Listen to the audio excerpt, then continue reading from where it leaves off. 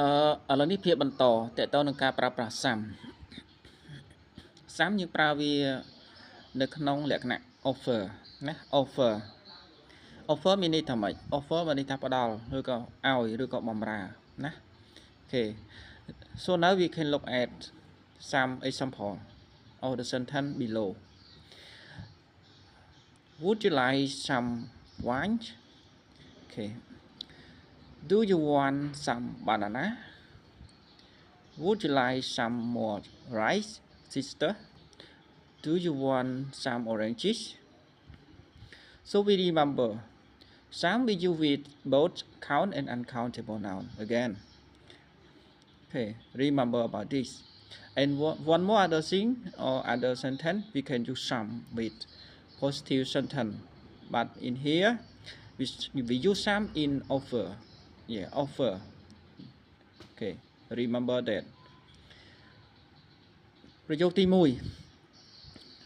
Would you like some wine? Okay. មានន័យថាស្នើសុំឲ្យនរណាមួយយកវ៉ាញឲ្យយើងឬក៏ស្រាឲ្យយើងណាបានន័យថាឲ្យនរណាម្នាក់ផ្ដល់អ្វីមួយឲ្យយើង Okay, do you want some banana? Okay. តើអ្នកត្រូវការចេកខ្លះទេបានន័យថាសំណុំពរសូមឲ្យនរណាមួយផ្ដល់ចេកហ្នឹងមកឲ្យយើងដើម្បីបំពេញតម្រូវការដែលយើងចង់បានទី3 Would you like some more rice, sister? តើអ្នកត្រូវការ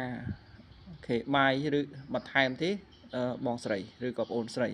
ណាបានន័យថាសូមឲ្យនរណាមួយយកបាយឲ្យយើងផ្ដល់ឲ្យបាយឲ្យយើងណាអូខេមួយទៀត Do you want some oranges? អូខេតើអ្នកត្រូវការក្រូចខ្លះទេបានន័យថាសូមឲ្យនរណាមួយផ្ដល់ក្រូចឲ្យយើងណាអូខេ Do you want some oranges? Remember that we use some with both count and uncountable noun. And one more thing, any we cannot use in the offer. Okay. ចូលចាំថាសាំយើងប្រើបានទាំងនាមរាប់បាននិងនាមរាប់មិនបានហើយ any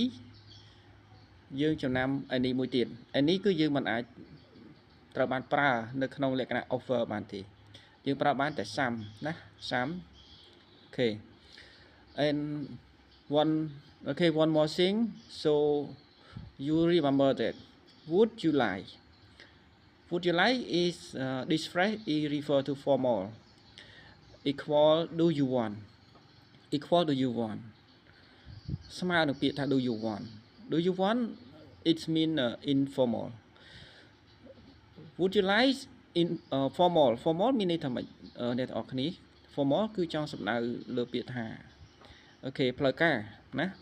បានន័យថាយើងប្រើ would you like នេះគឺជាលក្ខណៈផ្លូវការតាម grammar ណាស្របតាម grammar រីឯ do you want មានន័យថាតើអ្នកចង់បានឬក៏ត្រូវការដែរប៉ុន្តែជាលក្ខណៈ informal បានន័យថាក្រៅផ្លូវការណាអញ្ចឹងយើងប្រើលក្ខណៈក្រៅផ្លូវការគឺយើងប្រើ do you want វាជាលក្ខណៈប្រើដែលយើងត្រូវចងចាំណាអញ្ចឹង grammar របស់យើងទាក់ទងសាំនិង